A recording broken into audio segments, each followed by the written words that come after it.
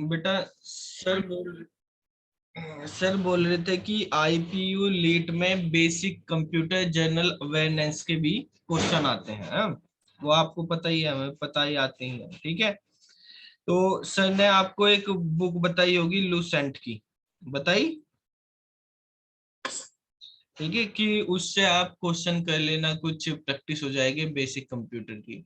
अगर कोई बच्चा खरीदना चाहता है, मिल जाती है उसे, तो आप खरीद सकते हो लूसेंट की बुक। वैसे मैं आपको एक चीज और बता देता हूँ, बेसिक कंप्यूटर से रिलेटेड जो भी जनरल अवेयरनेस के क्वेश्चन है, आप ऑनलाइन भी अगर करना चाहो तो वो क्वेश्चन भी आपको मिल जाएंगे, ठीक है, टेस्ट सीरीज की फॉर्मेट में, जिससे आप टेस्ट कर सको। ये वाली वेबसाइट है, इस वाली वेबसाइट पे आपको मिल जाएंगे, ठीक है। इसमें कोई वो नहीं है, आपको बस वेबसाइट से ही कर सकते हो आप, यहाँ से अपना नंबर रजिस्टर कर लेना, ऐसे ही रजिस्टर पे क्लिक करके आपको आईडी पासवर्ड बन जाएगा, ठीक है। अच्छा, ये वाला यहाँ पे चेंज कर दिया था, चलो मुझको बता देना, मैं आपका लॉगिन आईडी पासवर्ड दे दूंगा, ठीक है। इसका इसमें क्या करना है, देखो कैसे करना है, ये इसका लिंक बना देंगे। तो यहाँ से आप लॉगिन जैसे करोगे, इसमें है जनरल कंप्यूटर विद वीडियो, ये वाला जो पार्ट दिख रहा है आपको सामने, जनरल कंप्यूटर विद वीडियो वाला, यस सर। ठीक है। इसके अंदर बेटा बेसिक कंप्यूटर के क्वेश्चन है, जो आईपीयू लीट सीयूईटी में तो आएंगे ही, उसमें बेसिक नहीं आएंगे बेसिकली सीयूईटी में, लेकिन जो आईपीयू लीट में या कहीं भी जो भी बैंकिंग के होते हैं या ट्रिपल सी के होते हैं, जो भी बेसिक कंप्यूटर के क्वेश्चन आते हैं, वो सारे इसमें दिए गए हैं, लगभग 1000 के करीब क्वेश्चन है बेसिक कंप्यूटर के, ठीक है। तो आप यहाँ पे जनरल कंप्यूटर विद वीडियो पे क्लिक करेंगे, सेट बने हुए हैं, ठीक है, 20-20 क्वेश्चन के ये सेट है, 55 सेट है 20-20 क्वेश्चन के। तो आप इनको टेस्ट को करेंगे, और इनके साथ ही इनके वीडियो एक्सप्लेनेशन तो अभी तो नहीं होंगे, वो ऐप पे कर दिए गए हैं, पहले थे इसमें, आपको आंसर मिल जाएंगे। लेकिन जैसे देखो, आप यहाँ से स्टार्ट करेंगे, आपको 20 क्वेश्चन मिलेंगे, आपको टाइम जो है 30 सेकेंड एक क्वेश्चन को करने का मिलेगा यहाँ पे, आप इसको स्टार्ट करेंगे, ठीक है। चलो अभी एक देखते हैं, सबसे पहले बताओ, कोई बच्चा बताएगा पहले क्वेश्चन का आंसर क्या होगा। A unit of 8 bit memory cell, 8 bit में कितने बिट होते हैं?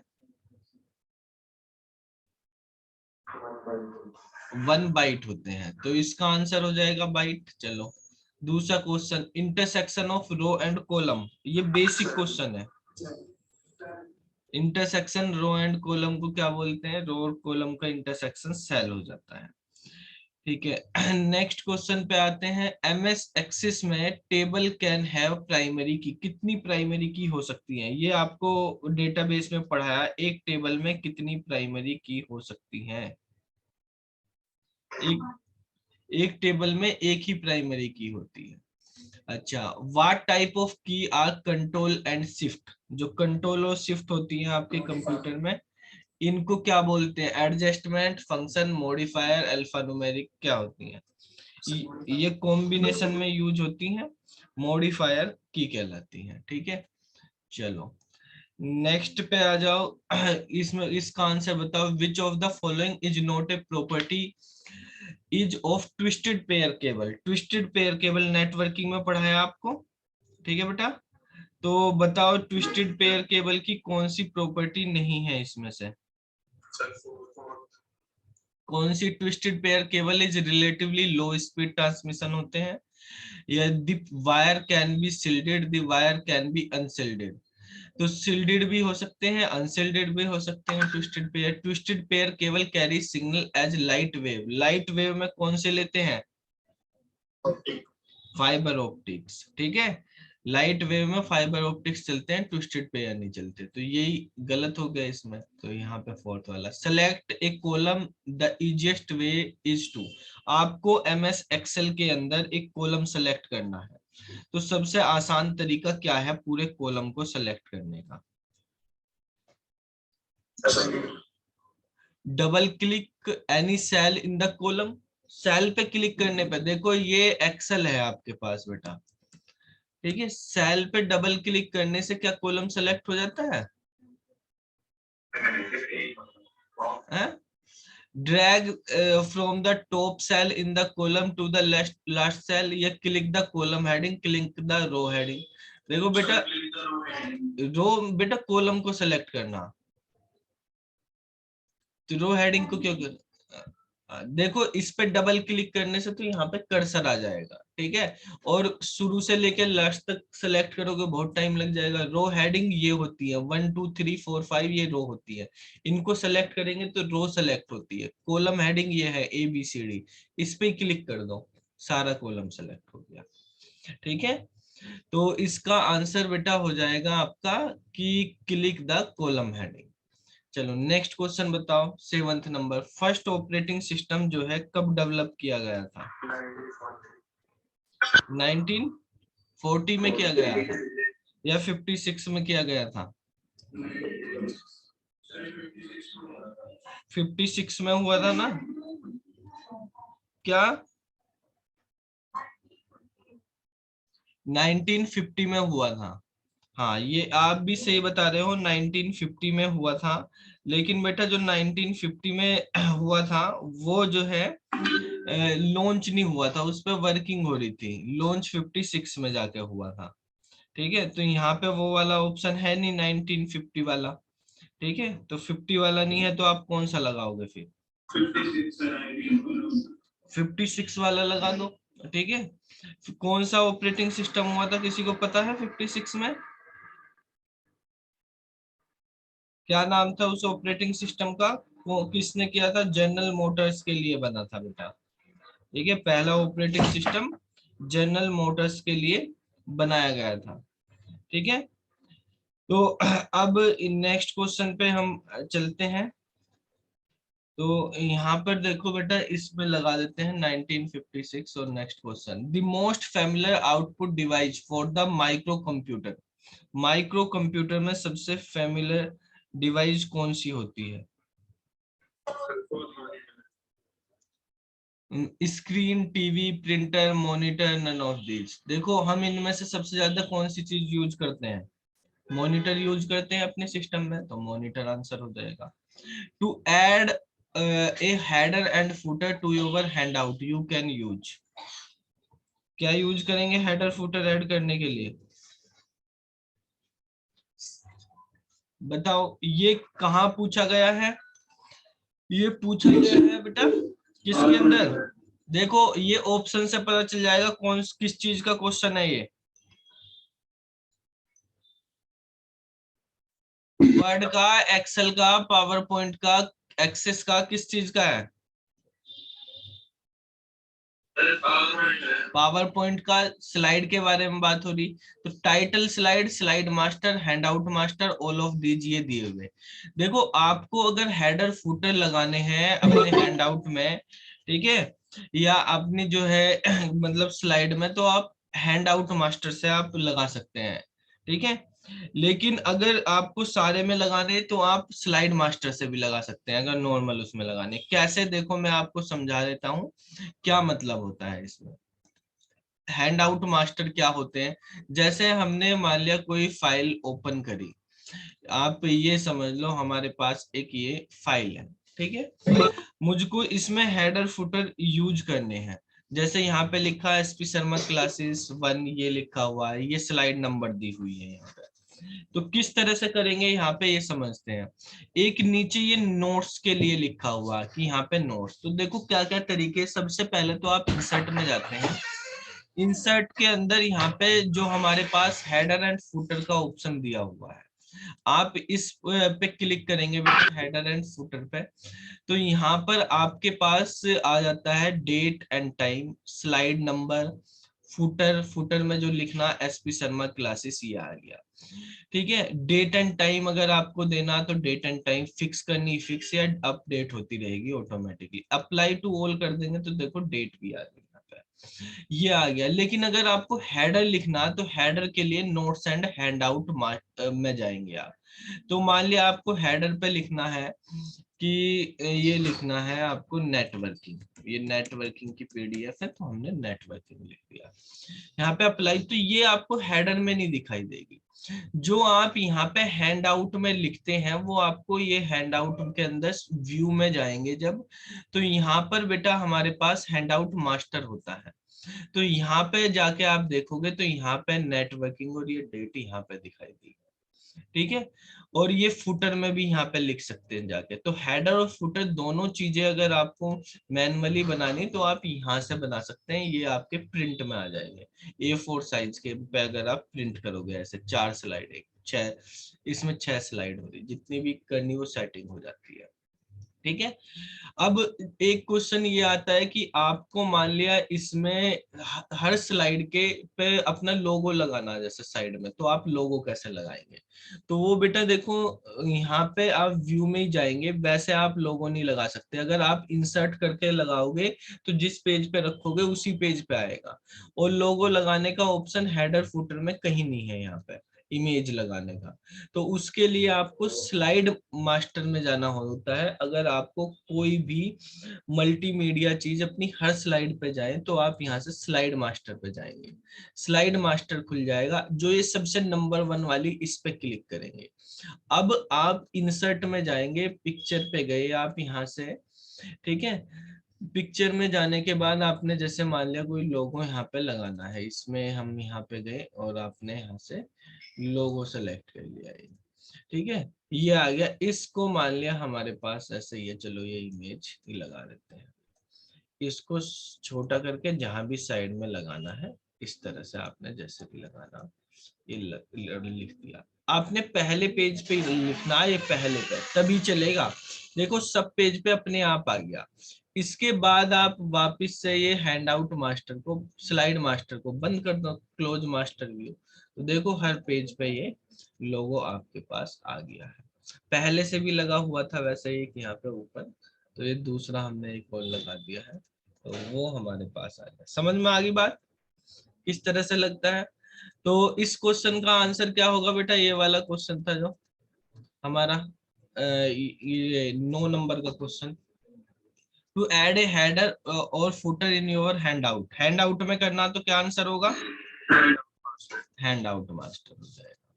चलो, most of the file editing tool are available under which menu? File editing tool कौन से मेन्यू के अंदर होते हैं? एडिट वाले में होते हैं। अगर हमें फाइल को एडिट करना है तो हमारे पास ज्यादातर टूल किसके अंदर मिलेंगे आपको? एडिटिंग के अंदर मिलेंगे, ठीक है, एडिट के अंदर मिलते हैं। एडिट में आप फाइल में जो भी एडिटिंग करनी ज्यादातर वहां से आपको मिल जाते हैं। This CPU is made up to smaller component. CPU किस किस चीज से मिलकर बना होता है? सबको पता है ये तो, ALU एंड CU। ALU की full form arithmetic logic unit, और CU की फुल फॉर्म होती है हमारे पास कंट्रोल यूनिट, ठीक है। इसके बाद देखो, the digit of binary system are called. Binary system की डिजिट को क्या? बिट्स बोलते हैं। क्वेश्चन अच्छे हैं ना? अगर आप इनको, ये 55 सेट हैं, इन 55 सेट को कर लिया, बेसिक कंप्यूटर का कोई भी क्वेश्चन इनसे बाहर नहीं आएगा। पूरी लूसेंट है ये, ठीक है। आपको बुक खरीदने की जरूरत नहीं, और ऐसे प्रैक्टिस होगी जैसे आप टेस्ट दे रहे हो, बुक में तो ऐसे ही रहता है, ठीक है। तो उसमें जितने भी क्वेश्चन, 1000 क्वेश्चन आते हैं बुक में, इसमें 1100 क्वेश्चन है, आपको मिल जाएंगे, सारे कर लो, ठीक है। पूरी बुक के सारे क्वेश्चन यहाँ पे हैं उसमें। तो अब देखो, इसके बाद नेक्स्ट पे जाओगे, विच of the following is the greatest advantage of coaxial cable? Coaxial cable की इनमें सब एडवांटेज क्या है?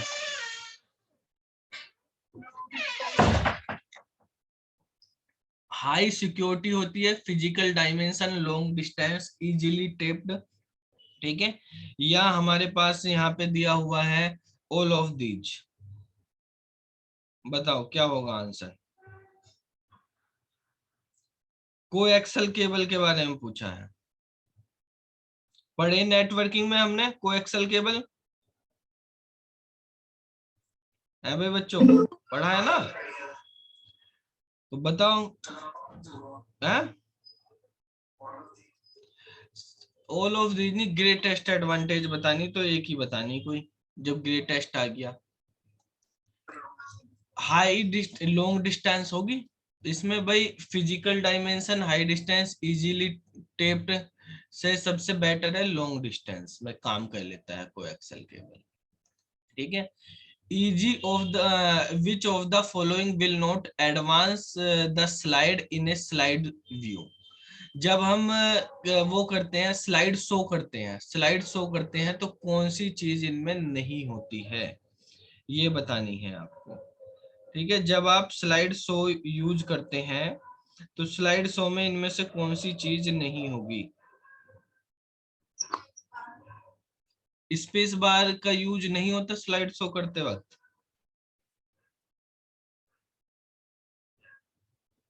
बेटा कोई और बताएगा, क्या कहा इसने, क्वेश्चन समझ में आया आपको? पीछे इसने कहा विच of the following will not advance the slide in the slide show view, कि कौन सी एस्केप का यूज करेंगे। बेटा एस्केप से क्या होगा कि बंद हो जाएगा स्लाइड शो। ठीक है, बंद हो जाता है ना, बाकी से बंद नहीं होता। एडवांस स्लाइड पे जैसे ये मैंने स्लाइड शो करी, ओपन करी, तो देखो अभी मैंने माउस का बटन दबाया तो अगली स्लाइड आ गई, मैंने स्पेस बटन दबाया तो अगली स्लाइड आ गई, एंटर दबाया तो भी अगली स्लाइड। तो अगली स्लाइड पे जाने के लिए आप एंटर, स्पेस या माउस का बटन दबा देते हैं। एस्केप दबा देंगे तो स्लाइड शो ही बंद हो जाएगा। तो जब आप स्लाइड शो कर रहे तो आपको एस्केप बटन नहीं दबाना है। ठीक है, एस्केप बटन नहीं दबाना है, बाकी से आप अगली स्लाइड पे पहुंच जाते हो। तो विच स्लाइड शो चलता रहेगा। विच of the following bypass the print dialogue box when printing individual slide on the और एन एंटायर प्रेजेंटेशन। ये कह रहा है कि आपको किसी पर्टिकुलर स्लाइड को प्रिंट करना है, या आपको जो है बेटा क्या करना है, पूरी प्रेजेंटेशन को प्रिंट करना है। तो आप इनमें से कौन सा ऑप्शन यूज करोगे तो आपको प्रिंट डायलॉग बॉक्स ना आए, पर्टिकुलर वही स्लाइड आपकी प्रिंट हो जाए। ठीक है भाई, जब हम कंट्रोल पी करते हैं तो कंट्रोल पी से क्या होता है, सबसे पहले ऑप्शन, वो ऑप्शन ओपन होते हैं ना डायलॉग बॉक्स। ठीक है, जब आप यहां से प्रिंट पे जाओगे अगर, तो प्रिंट पे क्लिक करने से आपके पास ये डायलॉग बॉक्स ओपन होगा। आपको ये नहीं करना, आपको डायरेक्ट प्रिंटिंग करनी। तो आप यहां से प्रिंट में जाके क्विक प्रिंट पे क्लिक कर दो तो प्रिंट होने लगेगा। ठीक है, आपका प्रिंट होने लगेगा। जैसे ही आप क्विक प्रिंट पे क्लिक करेंगे तो बस डायरेक्ट प्रिंट, यहाँ प्रिंटर नहीं तो उसने पीडीएफ बना दे। अब कौन सी होगी हमारे पास, वही स्लाइड होगी या सारी होंगी, ये अब क्वेश्चन है। तो बेटा जो हमारे पास यहाँ प्रिंट डायलॉग बॉक्स में सेट होगा, अगर ऑल होगा तो ऑल हो जाएगा, यहाँ करंट होगा यहाँ पे करंट ही होगा, सिलेक्शन होगा तो सिलेक्शन, जो भी यहाँ पे सेट होगा वो वाली स्लाइड प्रिंट हो जाएंगी। ठीक है, सारी होंगी तो सारी हो जाएंगी। तो इसका आंसर हो जाएगा बेटा हमारे पास कि क्विक प्रिंट बटन। तो क्विक प्रिंट बटन से जो है प्रिंट का जो डायलॉग बॉक्स होता है वो ओपन नहीं होता है। नेक्स्ट पे चलते हैं। For printing a document you have to put on. ठीक है, आपको प्रिंट करना है एक document, you have to put on.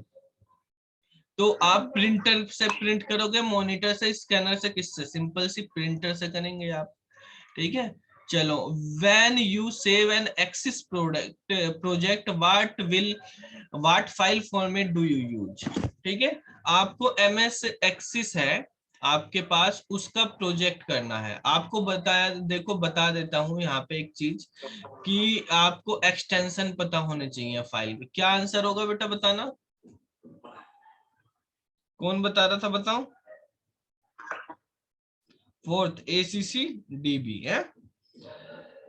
तो देखो बेटा यहाँ पे आप एक चीज समझो, यहाँ पे एक्सिस प्रोजेक्ट की बात करी गई है। सबसे पहले तो एक्सिस की फाइल की बात नहीं करी गई है। तो यहाँ पे बच्चे सबसे ज्यादा कंफ्यूजन किस चीज में रहेंगे वो मैं आपको यहाँ पे समझा देता हूँ। यहाँ पर देखो, जब हम, आपको पहले ये बता दूं, एमएस वर्ड होता है, वर्ड में जो 2000 3 तक के MS वर्ड आते थे 1997 में, 3 या उससे पहले के, उनकी फाइल का एक्सटेंशन DOC होता था। और जो 2007 में आया था 3 के बाद वर्जन, और उसके बाद के जो भी आ रहे 10, 13 जो भी आगे के वर्जन आए हैं, उन सब में DOCX है, एक्स लग गया बाद में। एक्सेल की फाइल की बात करें तो पहले .XLS होता था एक्सटेंशन, अब XLSX होता है। पावर पॉइंट में जो है, पावर पॉइंट के अंदर पहले एक्सटेंशन PPT होता था, अब PPTX होता है। एक्सिस के अंदर पहले एक्सिस माइक्रोसॉफ्ट का, तो उन्होंने MDB लिख रखा था कि माइक्रोसॉफ्ट डेटाबेस, ठीक है। लेकिन अब जो है, जो नए वाले हैं उनमें जो है आ रहा है माइक्रोसॉफ्ट डेटाबेस ना होके एक्सिस डेटाबेस, ACCDB, क्योंकि माइक्रोसॉफ्ट ने और भी डेटाबेस बना रखे, SQL सर्वर भी, तो उन्होंने ACCDB कर दिया है। आपको ये पता होगा नोटपैड की फाइल होती है या टेक्स्ट फाइल होती है कोई भी, तो टेक्स्ट फाइल जो होती है उसके एक्सटेंशन पहले भी TXT थे, अब भी TXT है, ठीक है। अब बात यहाँ पर ये होगी हमारे पास फाइल की, लेकिन इसने पूछा एक्सिस के प्रोजेक्ट के बारे में। तो एक्सिस का प्रोजेक्ट ना MDB होता ना ACCDB होता, प्रोजेक्ट जो है एक्सिस डेटाबेस प्रोजेक्ट ADP होता है। ADP मतलब एक्सिस डेटाबेस प्रोजेक्ट, ये प्रोजेक्ट होता है, ठीक है। तो प्रोजेक्ट का हमारे पास बच्चे ACCDB पे या MDB पे लगा देते हैं, वहां पे कंफ्यूज हो जाते हैं। लेकिन बेटा देखो यहाँ पे जब हम करते हैं MS एक्सेस, अगर आप देखोगे उसकी फाइल के बारे में यहाँ पे, तो मैं आपको दिखा देता हूँ। जैसे हम यहाँ पे फाइल, ये सब ACCDB बन रहे हैं, ठीक है। यहाँ पर हमारे पास आता है कि जब आप न्यू फाइल बनाते हैं, ठीक है, या ये बना रहे हो, आप देखो न्यू डेटाबेस बना रहे, जो डेटाबेस बन रहा है डेटाबेस में ACCDB आता है। लेकिन अगर कोई प्रोजेक्ट आप यहाँ पे बनाते हैं तो प्रोजेक्ट में बेटा ACCDB नहीं आएगा, वहां पे MDB, जब इसको आप अगर सेव करोगे अलग से प्रोजेक्ट के उसमें, ठीक है, ये कुछ टेम्पलेट भी दिए हुए हैं, तो उनका जो है एक्सिस डेटाबेस प्रोजेक्ट बन जाता है वो, ठीक है। तो उसका आंसर हमारे पास क्या होगा, यहाँ पे ADP हो जाएगा इसका करेक्ट आंसर। नेक्स्ट पे जाओ, वेयर हेडर अपीयर, हेडर कहाँ अपीयर होता है, टॉप पे, बॉटम पे, सेंटर पे, सब जगह टॉप पे। चलो, this cell accept your typing as its content if you press, यानी किसी सेल के अंदर, सेल का मतलब क्या जा रहा है, तो वर्ड का, एक्सेल, पावर पॉइंट, कहाँ का क्वेश्चन है बताओ, एक्सेल का है। तो ये कह रहा है जैसे ही आपने एक्सेल की किसी सेल में कुछ भी टाइप किया, तो टाइप जो किया वो सेल में, सेल एक्सेप्ट कर ले एज इट इज, तो आप कौन सा बटन दबाएंगे, टैब दबाओगे, टैब का ऑप्शन है इसमें, टैब दबा के हो जाता है, टैब का ऑप्शन है बिल्कुल। और एंटर दबाओगे, अच्छा, तो 2 ऑप्शन हो गए आपके पास। और भी बताएगा कोई बच्चा, ये भी बताना, कंट्रोल एंटर, हाँ भाई,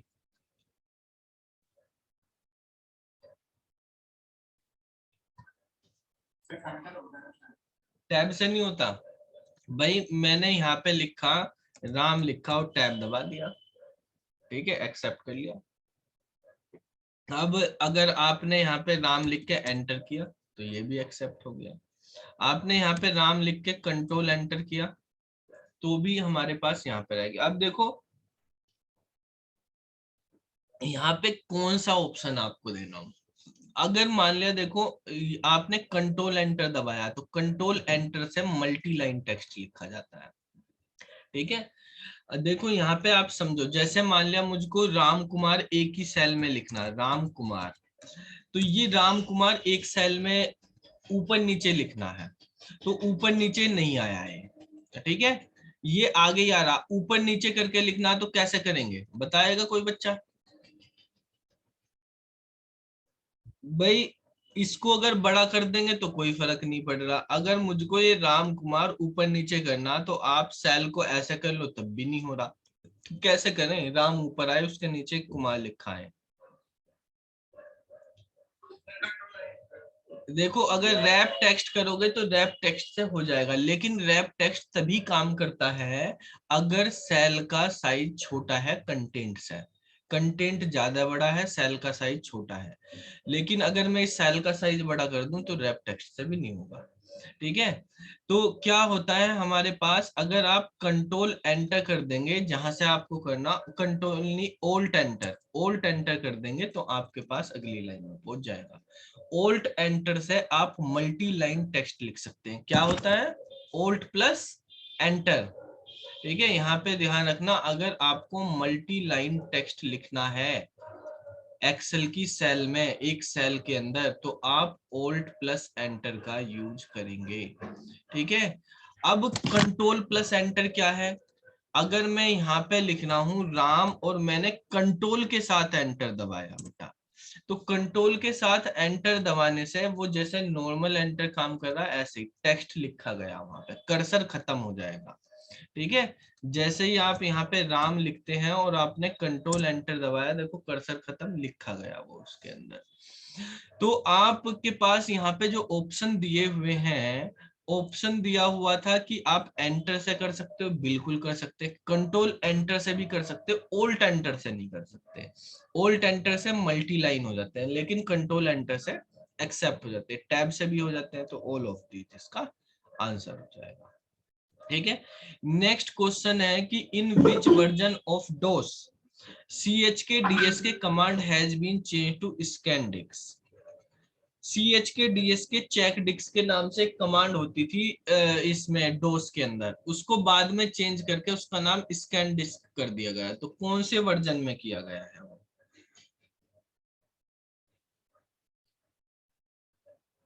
ये बेटा वर्जन 6.2 में किया गया। ठीक है। वैसे MS डोस जो है माइक्रोसॉफ्ट ने नए वर्जन सन 2000 से ही निकालने बंद कर दिए। ठीक है। सन 2000 में MS डोस का लास्ट वर्जन आया था, उसके बाद से MS डोस के वर्जन नहीं आते नए, वो जो है उसी के साथ आते हैं, विंडो के साथ ही इनबिल्ड रहते हैं ना। MS डोस तो विंडो के साथ ही रहता है। ठीक है। तो लास्ट वर्जन जो है वो 2000 में आया था, और MS डोस का जो लास्ट वर्जन था 2000 में वो था 6.22। ठीक है। कौन सा था? 6.22। ठीक है। तो अब नहीं, 6.22 तो इसी का ही है जो ये वाला है। वो वाला वर्जन था हमारे पास 8.0, विंडो मी के अंदर आया था फाइनल में। ठीक है। तो जो हमारे पास 8.0 लास्ट वर्जन था जो 2000 में आया था, और लेकिन ये CHK DSK जो चेंज करी गई थी ये 6.2 में करी गई थी। ठीक है। इसका आंसर 6.2 है। और MS डोस का ये भी क्वेश्चन पूछ लेता है कि लास्ट रिलीज कब हुआ MS डोस, लास्ट वर्जन। तो लास्ट वर्जन जो है फाइनल रिलीज वो 2000 में MS डोस 8.0 हुआ था। ठीक है। और ये विंडोज मी था जो हमारे पास उसके साथ आया था। उसके बाद जो है, जो भी हमारे पास विंडोज आई 2002 प्रोफेशनल XP 7 वगैरह, उनमें वही वाला वर्जन चल रहा 8.0। ठीक है। MS डोस का फर्स्ट वर्जन, ये तो लास्ट वर्जन है, और जो MS डोस का फर्स्ट वर्जन आया था वो अगस्त 1981 में आया था। अगस्त 1981 में MS डोस को रिलीज किया गया था सबसे पहले। ठीक है। तो ये हमारे पास इस सेट के क्वेश्चन थे। जैसे ही आप सेट को कंप्लीट कर लोगे, नेक्स्ट क्वेश्चन तो अब रहा नहीं, बस यहाँ से फिनिश, नेक्स्ट पे क्लिक करके फिनिश करना, नहीं तो ये लास्ट वाला रह जाएगा। और फिनिश टेस्ट पे क्लिक करोगे तो आपको यहाँ पे इनके आंसर और आपके मार्क्स वगैरह सब शो हो जाएंगे आपके। जैसे यहाँ पे 20 मार्क्स आए हैं, नेगेटिव मार्किंग भी रहेगी, आपने कौन से क्वेश्चन अटेम्प्ट किए, कौन से रॉन्ग, ये सब बता देगा। सारे सही हैं आपके, सब पे 20 के 20 करेक्ट आंसर पे आ रहे, रेड वाले रॉन्ग हो जाएंगे, नॉन अटेम्प्टेड के ग्रे में आ जाएगा। तो इस तरह से करना। समझ आ गया सबको? कर लोगे सब ये, इनकी प्रैक्टिस है। और जिन बच्चों को क्या बेटा, हाँ लॉगिन जिसको करना, अब एक चीज और, आप अगर मोबाइल में करेंगे तो मोबाइल में एक चीज आप ध्यान रखना, ये ऐसे रहेगा तो आप इस पे क्लिक करेंगे जनरल कंप्यूटर पे, तो आपको दिखेगा नहीं कि कुछ खुला है या नहीं। तो नीचे स्क्रॉल करके देखना, नीचे आते हैं ये क्वेश्चन। ठीक है, जैसे एक ही बार क्लिक करना, क्लिक कर देंगे तो ये बंद हो जाएंगे सेट, जिस पे क्लिक करोगे वही सेट ओपन हो जाएंगे यहाँ से। ठीक है, और फिर सेट जैसे बंद होंगे तो फिर दोबारा से आपको क्लिक करके ओपन करने पड़ेंगे। कंप्यूटर पे करोगे तो इजीली आपको हो जाएंगे। बेटा लॉगिन करने के लिए आप जो है ना, मुझको अपना मोबाइल नंबर और ईमेल आईडी भेज देना।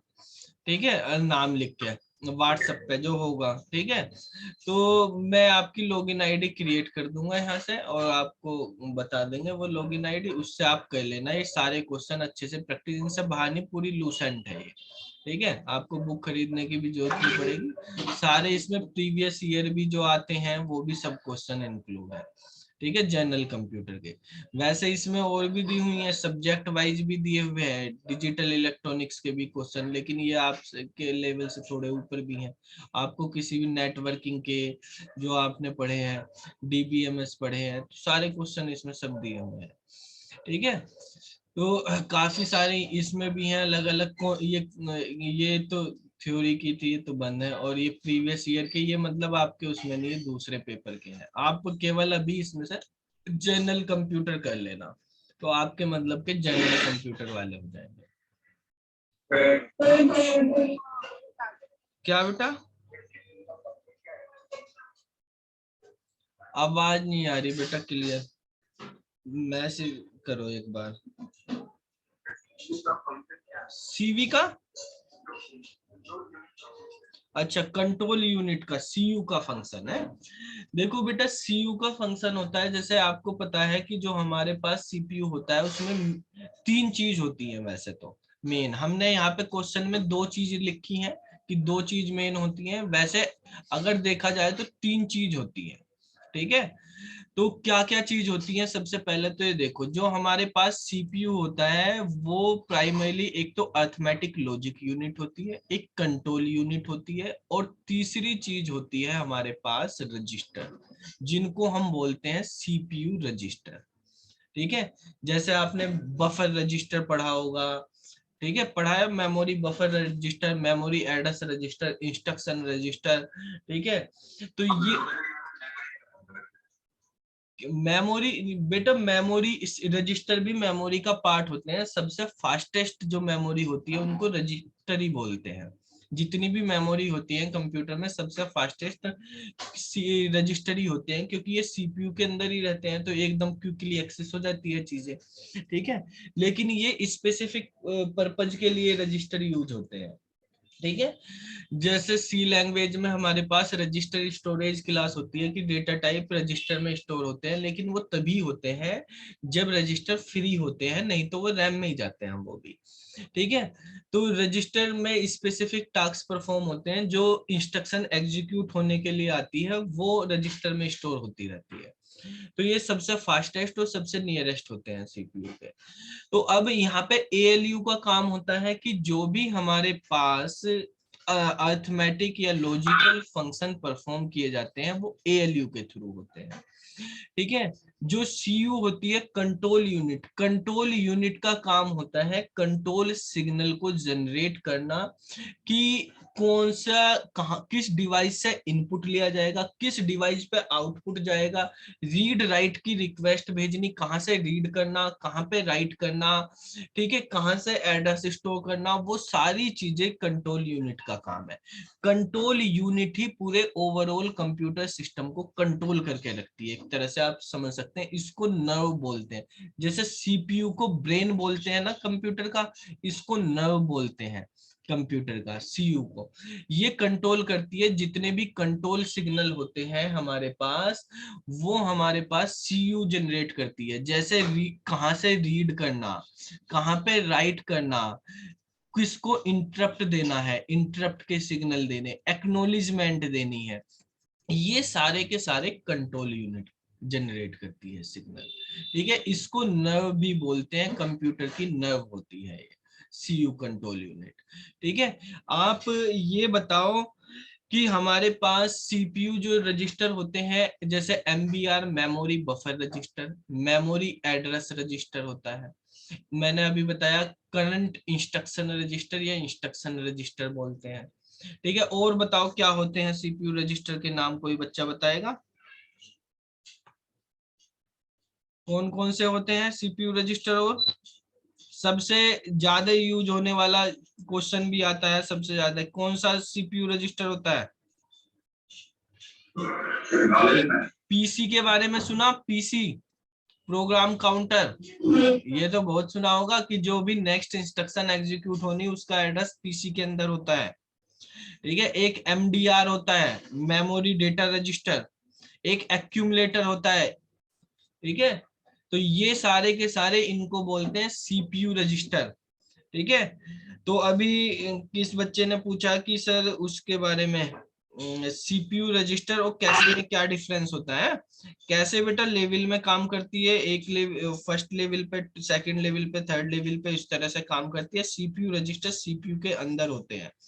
ठीक है, तो जैसे अभी बताया सीपीयू में तीन चीजें होती हैं, इससे बाहर फिर हमारे पास कैसे होती है, कैसे जो होती है मेन मेमोरी और जो हमारे पास सीपीयू होता है उनके बीच में काम करती है। ठीक है, तो वो क्या होती है, कैसे के अंदर जो पेजेस हमारे पास या जो इंस्ट्रक्शन कोड हमारे पास बार बार यूज हुए वो कैसे में रख लिए जाते हैं। तो ये भी फास्टेस्ट रजिस्टर के बाद जो फास्टेस्ट मेमोरी होती है सेकंड नंबर पे, वो कैसे होती है फिर। ठीक है शिवम, समझ आया? और उसके बाद जो है कैसे के बाद फिर हमारे पास मेन मेमोरी है, फिर हमारे पास हार्ड डिस्क होती है, इस तरह से। मतलब अगर आप देखें तो यहाँ पे सबसे पहले हार्ड डिस्क होगी, हार्ड डिस्क के बाद फिर यहाँ पे मेन मेमोरी होगी। मेन मेमोरी का मतलब होता है रैम। अगर खाली मेमोरी वर्ड यूज करा जा रहा है या मेन मेमोरी यूज करा जा रहा है तो मतलब रैम होगा। ये हार्ड डिस्क से ये सेकेंडरी मेमोरी होती है। ठीक है, तो इसके बाद हमारे पास यहाँ पे कैसे मेमोरी आती है, सीएम कैसे मेमोरी, फिर यहाँ पे सीपीयू आता है। ठीक है, और सीपीयू के अंदर जो अगर हम बात करें, यहाँ पे हमारे पास सीयू होता है, फिर एएलयू होता है, सबसे ऊपर यहाँ पे रजिस्टर होते हैं। ठीक है, इस तरह से सीपीयू काम करता है। तो ये हमारे पास इस तरह की हायरार्की में ये काम करते हैं। समझ आया? Yes sir. अच्छा, ये क्वेश्चन आप कर लेना, बाकी जो है अपनी डिटेल किसी एक बच्चे को भेज देना, आदित्य को भेज देना, आदित्य के पास व्हाट्सएप नंबर है, वो जो है बाकी को भेज देगा, मैं शाम तक तुम्हारी आईडी जनरेट करवा दूंगा। ठीक है, इसमें आप लॉग इन करके फिर टेस्ट दे सकते हो। अब देखो जैसे ये पिछली साल पेपर आया था, पिछले साल का कब का, 2021 का ही है। ठीक है, तो इसमें तो सारी चीज होंगी मिक्सअप कंप्यूटर के, अभी भेजा उन्होंने, मुझे देखने पड़ेंगे कहाँ है कंप्यूटर के क्वेश्चन। चलो वो मैं सर्च करूंगा, ऐसे तो टाइम वेस्ट हो जाएगा, ढूंढते रहेंगे क्योंकि है लास्ट में। अच्छा, सबसे लास्ट में।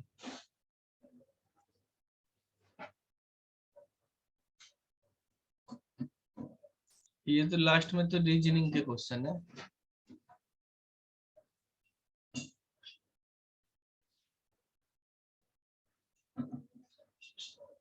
ये सब रीजनिंग के।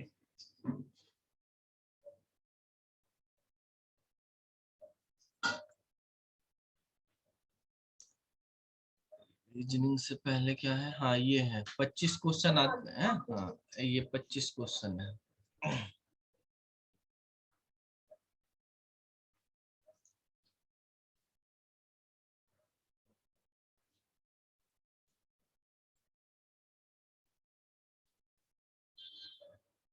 क्वेश्चन नंबर 1 पे आ जाते हैं। चलो, prefix that stand for billionth is. ठीक है, इसमें कहा बिलियंथ किसके साथ लगता है, गीगा, टेरा, नैनो, पेटा। ठीक है, इसके बारे में बात की गई है। देखो बेटा, यहाँ पर इस क्वेश्चन का आंसर हमें समझना क्या होता है। जैसे आपको ये होती है हमारे पास कंप्यूटर की स्टोरेज, तो स्टोरेज में सबसे छोटा है बिट, बिट के बाद आता है निबल, निबल के बाद आता है बाइट, ठीक है। बिट तो हमारे पास सिंगल बिट ही होती है, निबल में होते हैं 4 बिट्स, बाइट्स में होते हैं 8 बिट्स। ठीक है। तो उसके बाद हम यूज करते हैं किलोबाइट का केबी, तो उसमें होती है 1024 बिट्स, बाइट्स हो जाते हैं। कैपिटल में लिखेंगे तो बाइट और स्मॉल में लिखेंगे तो बिट्स, तो ये बाइट्स हो जाएंगे। ठीक है। इसको 2 की पावर 10 भी बोलते हैं। क्या बोलते हैं? 2 की पावर 10, या हम 10 की पावर 3 भी बोल देते हैं, तो अप्रोक्सीमेट में 10 की पावर 3 भी बोल देते हैं।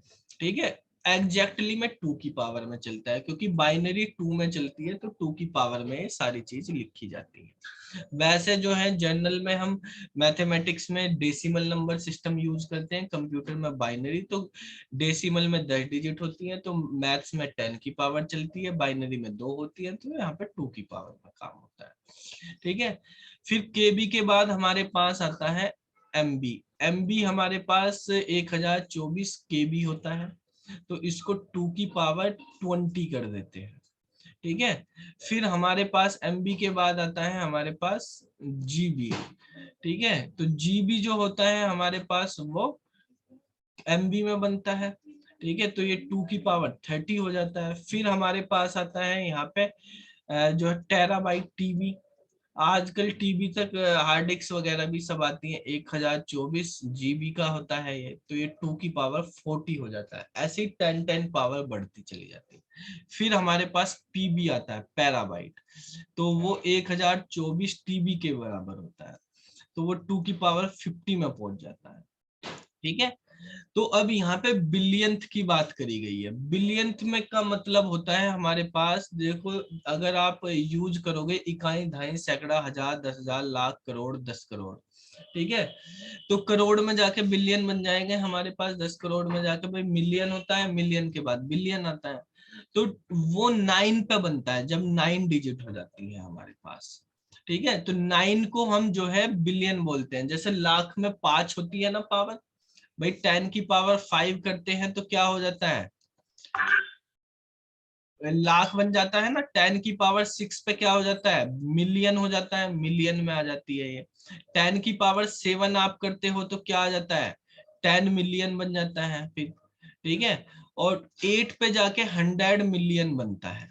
फिर मिलियन में 10 मिलियन, फिर 100 मिलियन जब बनेगा, तो हमारे पास जो है 100 मिलियन पे जाके बिलियन का वो शुरू होगा। और जो हमारे पास 10 की पावर 9 होती है, वो भी मिलियन बिलियन में ही आएगी। तो बिलियन जो है अगर उसमें करोगे पॉजिटिव तो पॉजिटिव में होगा, नेगेटिव में करोगे तो नेगेटिव में, 1 अपॉन में हो जाएगा। नैनो के अंदर करा जाता है, 9 पे हमारे पास वो रहता है, मतलब 9 तक बिलियन का वो रहता है। इसको नैनो सेकंड आपने सुना होगा, nanosecond, picosecond, microsecond, इनके बारे में, नैनो के बारे में आपको बता दो। एक होती है हमारे पास सेकंड, एक होती है मिली सेकंड, MS से बोलते हैं मिली सेकंड। तो मिली सेकंड में 10 की पावर -3 सेकंड होते हैं। ठीक है। एक होता है माइक्रो सेकंड। माइक्रो सेकंड जो होता है बेटा, उसमें होते हैं 10 की पावर -6 सेकंड। ठीक है। सेकंड में कन्वर्ट करें, या हम कह सकते हैं एक सेकंड में 10 की पावर 6 माइक्रो सेकंड होते हैं। फिर आता है नैनो सेकंड, NS, इसको बोलते हैं नैनो सेकंड। नैनो सेकंड में 10 की पावर -9 सेकंड होते हैं। ठीक है। और फिर होता है picosecond, PS, picosecond. Picosecond में 10 की पावर -12 सेकंड होते हैं। ठीक है। तो इसका आंसर C वाला दिया हुआ है, नैनो हमारे पास हो जाएगा। ठीक है। अब देखो नेक्स्ट क्वेश्चन है बेटा, which of the following is use to write web page. Web page लिखने के लिए कौन सी, आपको सबको पता है HTML यूज करी जाती है वेब पेज में। ठीक है। अभी आपको नेटवर्किंग में पढ़ाया था कि जो हमारे पास HTML है वो प्रोग्रामिंग है ब्राउजर की, ब्राउजर उसी को समझता है, वेब पेज उससे ही लिखे जाते हैं। ठीक है। URL जो होता है, यूनिफॉर्म रिसोर्स लोकेटर होता है वो तो हमारे पास। ठीक है। तो वो URL तो ये होते हैं, जैसे ये दे रखे, HTTP प्रोटोकॉल है, FTP भी, ये फाइल ट्रांसफर प्रोटोकॉल, ये लिंक को बनाने के लिए होता है, हाइपरटेक्स्ट ट्रांसफर प्रोटोकॉल। इनकी फुल फॉर्म भी याद रखनी है सबको, फुल फॉर्म भी आती है एग्जाम में। ठीक है, तो फुल फॉर्म आप सबकी याद कर लेना अच्छे से। Who is the known as father of artificial intelligence? Artificial general computer का या आर्टिफिशियल इंटेलिजेंस के फादर जॉन मैकार्थी है। ठीक है, आर्टिफिशियल इंटेलिजेंस के फादर कौन है? John McCarthy. ठीक है, और विंड सर्फ जो है किसके फादर है? इंटरनेट के। ठीक है, डेनिस रिची कौन है? इन्होंने सी लैंग्वेज बनाई थी, ये फादर ऑफ सी लैंग्वेज है। ठीक है, और जेम्स गोसलिंग ने जावा बनाई थी, ये जावा।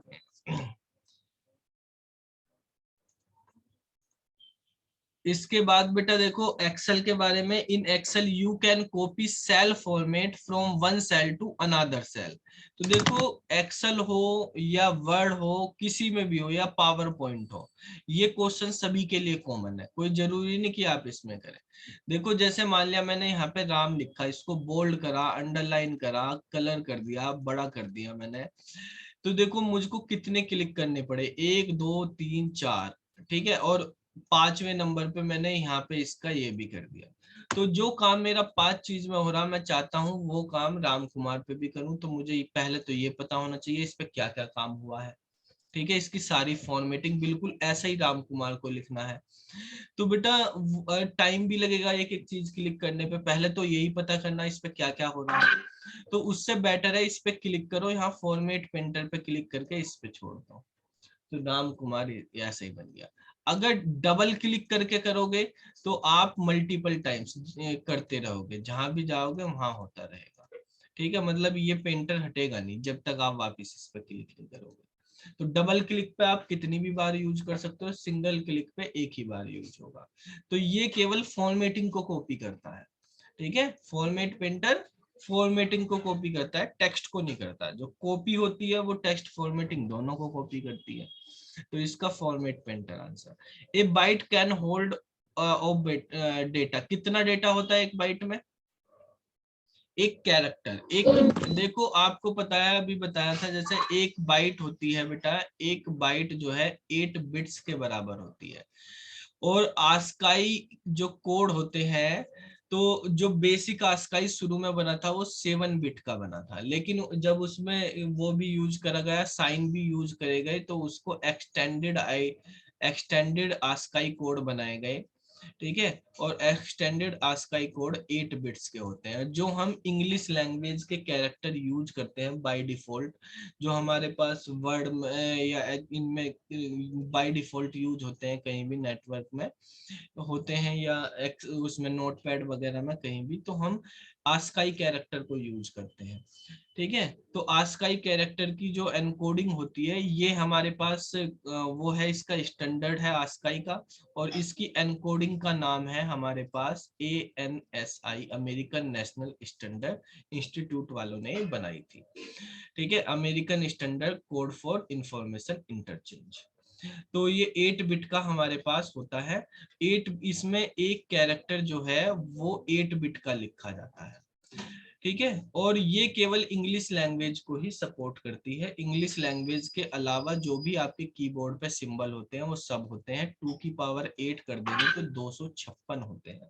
256 टाइप के सिंबल को ये सपोर्ट करती है, जिसमें 65 से लेकर 90 तक के कैपिटल A से Z तक के कोड लिखे होते हैं, 97 से 122 तक स्मॉल a से स्मॉल z तक के कोड होते हैं। ठीक है, बाकी हमारे पास कोड जो होते हैं वो सारे के सारे आप कोड जो है उससे मतलब कीबोर्ड के सिंबल हैं या कोई भी अलग कैरेक्टर, स्पेशल कैरेक्टर वगैरह होते हैं, उनके सब बने हुए हैं। लेकिन जब जैसे जो है कंप्यूटर ने ग्रोथ की, इंटरनेट ने ग्रोथ की, हर कंट्री में गया, हर लैंग्वेज का यूज होने लगा, तो ये देखा भाई इंग्लिश सब जगह नहीं आती, बाकी लैंग्वेज भी, चाइनीज, जापानीज, हिंदी, जर्मन या पंजाबी वगैरह सब यूज करनी है। तो फिर नया एनकोडिंग सिस्टम बनाई गई जिसको बोलते हैं यूटीएफ बनाई गई। और यूटीएफ के अंदर जो एनकोडिंग यूज होती है उसको बोलते हैं यूनिकोड। ठीक है, और यूनिकोड जो है बेटा हमारे पास, इसमें वर्ल्ड की सभी लैंग्वेज सपोर्ट होती है। यूनिकोड जो है वर्ल्ड की सभी लैंग्वेज को सपोर्ट करता है। ठीक है, जो हमारे पास ये है आस्काई है, ये तो केवल सपोर्ट करता है हमारा इंग्लिश को ही, लेकिन यूटीएफ जो है वर्ल्ड की सभी लैंग्वेज को सपोर्ट करता है, Unicode. C plus plus language जो है उसमें सब कोडिंग जो होती है वो होती है आस्काई के अंदर, लेकिन जब हम जावा यूज करते हैं तो जावा में यूनिकोड यूज होता है। ठीक है, यहाँ पे कैरेक्टर जो है वो 2 बाइट का हो जाता है यूनिकोड के अंदर, 2 बाइट का, यानी ये 16 बिट का कैरेक्टर रखता है। तो 16 बिट में 65,536 सिंबल्स आ जाते हैं आपके पास। तो वो वर्ल्ड के सभी को कर लेते हैं। यूटीएफ के भी अलग अलग हैं। यूटीएफ भी हमारे पास, अगर मान लिया आपको बाकी लैंग्वेज नहीं यूज करनी, केवल इंग्लिश ही करनी, तो आप UTF-7 UTF-8 यूज कर सकते हो। बाकी करनी 16 की भी होती है, UTF-32 की भी। 4 टाइप के यूटीएफ होते हैं। ठीक है, 7, 8, 16 और 32। तो यूटीएफ की फुल फॉर्म होती है बेटा यूनिकोड ट्रांसफॉर्मेशन फॉर्मेट। ठीक है, तो ये यूनिकोड ट्रांसफॉर्मेशन फॉर्मेट होता है। अगर आप UTF-8-7 यूज कर रहे तो ये इंग्लिश में करेगा, 16 पे ले जाओगे तो हिंदी वगैरह भी यूज हो जाएंगी आपके पास। तो अभी तो ये एक बाइट जो होल्ड करेगी वो एक कैरेक्टर का है बाय डिफॉल्ट, जो है हम इंग्लिश की बात करते हैं। ठीक है, तो ANSI वाला यानी आस्काई कोड ही यूज करेंगे।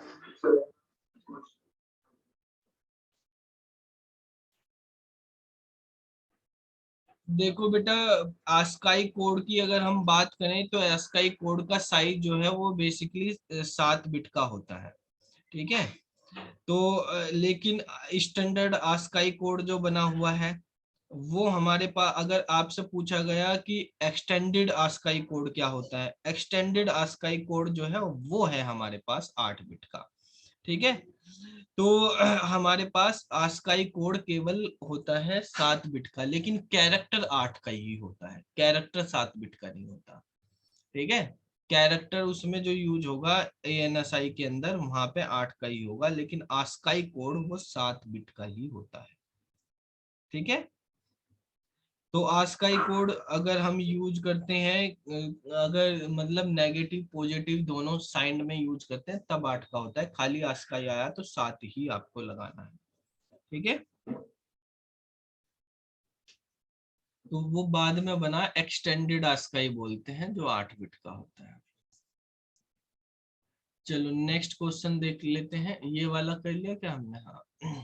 वाट is correcting error in the program code? अगर हम प्रोग्राम में एरर करेक्ट कर रहे हैं, चेक कर रहे हैं, उनको करेक्ट कर रहे हैं, तो क्या होता है? इंटरप्रेटर तो हमारे पास चेक करता है एरर। ट्रांसलेटर जो है हाई लेवल लैंग्वेज को इंटरप्रेटर के थ्रू भी हम लो लेवल में कन्वर्ट कर लेते हैं, इंटरप्रेटर। और कंपाइलर, कंपाइलर जो है पूरे प्रोग्राम को एक साथ करता है, इंटरप्रेटर लाइन बाय लाइन करता है। ट्रांसलेशन का मतलब आप एक लैंग्वेज से दूसरे लैंग्वेज में करे उस प्रोसेस को बोल रहे हैं। लेकिन जब आपको पता चल गई कि ये एरर है, उनको सही करना, ठीक है, चेक करके सही करना, वो हमारे पास डीबगिंग कहलाता है। ठीक है, तो डीबगिंग इसका आंसर हो जाएगा सी वाला। Alert are mostly appear in, alert जो है बेटा वो पॉपअप में आते हैं। पॉपअप होते हैं ना, जैसे आप कोई वेबसाइट खोलते हैं तो उस पर पॉपअप आ जाता है, उसको अलर्ट बोलते हैं। ये HTML में यूज करे जाते हैं, HTML से बनते हैं। अलर्ट एक डायलॉग बॉक्स या पॉपअप बॉक्स बोलते हैं। ये डायलॉग बॉक्स पॉपअप बॉक्स को ही बोलते हैं, जो ऊपर स्क्रीन पे पॉपअप आ जाते हैं। तो ये अगर आप HTML में अलर्ट लिख के कुछ भी कोड लिख दोगे तो वो पॉपअप बन के आ जाएगा यहाँ पे। इस तरह से ये काम करता है। ठीक है, तो इसका आंसर क्या बेटा? जावास्क्रिप्ट में, हाँ। HTML के अंदर, HTML फाइल में ही हम जावास्क्रिप्ट यूज करते हैं। ठीक है, उसको .html से सेव कर दो, या जावास्क्रिप्ट का अलग से सेपरेट भी बना के कर सकते हो, या .html में भी जावास्क्रिप्ट यूज करके स्क्रिप्ट टैग लगा के आप यूज करते हैं। तो स्क्रिप्ट टैग के अंदर ही हमारे पास ये जो है तो डायलॉग बॉक्स होते हैं, अलर्ट वाला होता है जो पॉपअप करके देता है आपको। ठीक है, तो इस तरह से ये यूज होंगे। इसके बाद जो है हमारे पास packet transmission is related to, packet के बारे में बताया था, कौन सी लेयर पे काम करता है पैकेट, पढ़ा बताया था ना? आपको पैकेट, फ्रेम, बिट सब बताया था। पैकेट नेटवर्क लेयर पे, फ्रेम डेटा लिंक लेयर पे, और जो है डेटा रहता है एप्लीकेशन लेयर पे, और सेशन लेयर पे, प्रेजेंटेशन लेयर पे डेटा की फॉर्म में रहता है। ट्रांसपोर्ट लेयर पे जो होता है डेटा ग्राम होता है, और जो हमारे पास फिजिकल लेयर होता है उस पर बिट बन जाता है डेटा। लीस्ट पावरफुल कंप्यूटर बताना है इनमें से। Mini, micro, main frame. Micro सबसे छोटा होगा, उससे बड़ा मिनी, और उनसे बड़ा मेन फ्रेम हो जाएगा। क्वेश्चन नंबर 10 पे आ जाते हैं ईपी रोम। ईपी रोम, जैसे दो हमारे पास प्राइमरी मेमोरी होती है, रैम और रोम। ठीक है, रैम और रोम हमारे पास, प्राइमरी में भी बच्चे कंफ्यूज हो जाते हैं, रैम को प्राइमरी बोल देते हैं, रोम को सेकेंडरी बोल देते हैं। ऐसा नहीं होता। प्राइमरी बेटा हमारे पास दोनों ही होती है, रैम भी प्राइमरी है और रोम भी प्राइमरी। प्राइमरी जो है हमारे पास मैंडेटरी है सिस्टम में होनी, इनके बगैर सिस्टम काम नहीं करेगा, दोनों ही मैंडेटरी है। रैम जो है वोलेटाइल होती है, मतलब इसके अंदर जो कंटेंट लिखा जब तक आपका सिस्टम चालू तब तक है, बंद होते ही वो उड़ जाता है। इसमें नॉन वोलेटाइल होती है, परमानेंट स्टोर होता है। रोम के अंदर कंपनी पहले से ही डेटा लिख के भेजती है, ठीक है, आप उसमें नहीं करते। रैम में जो आप काम करते जा रहे हैं वो होता है। रैम हमारे पास एक स्टैटिक रैम होती है, एक डायनेमिक रैम होती है, एस रैम और डी रैम। ठीक है, रोम हमारे पास एक होती है पी रोम होती है, प्रोग्रामेबल रीड ओनली मेमोरी। एक होती है ईपी रोम होती है, erasable programmable read only memory. और एक होती है ईईपी रोम, इलेक्ट्रॉनिकली इरेजेबल वो ईईपी रोम, प्रोग्रामेबल रीड ओनली मेमोरी। ठीक है, तो इस तरह से होता है। तो जो इसने कहा कि ईपी रोम में क्या होता है, तो इसमें बाइपोलर ट्रांजिस्टर का यूज होता है, ट्रांजिस्टर से मिलकर बनी होती है। ठीक है, तो हमारे पास इसका आंसर हो जाएगा ए। ठीक है, तो ये क्वेश्चन है। बाकी आपको कल जो है कल कराएंगे बाकी क्वेश्चन के बारे में डिस्कशन। ठीक है, तो आप इनको तैयार वो कर लेना, और वहां से भी प्रैक्टिस कर लेना, जो आपके डाउट होंगे वो भी हम करते रहेंगे, इन क्वेश्चंस को भी करते रहेंगे। ठीक है बेटा, तो अगली क्लास में फिर मिलते हैं, कल पढ़ते हैं मॉर्निंग में।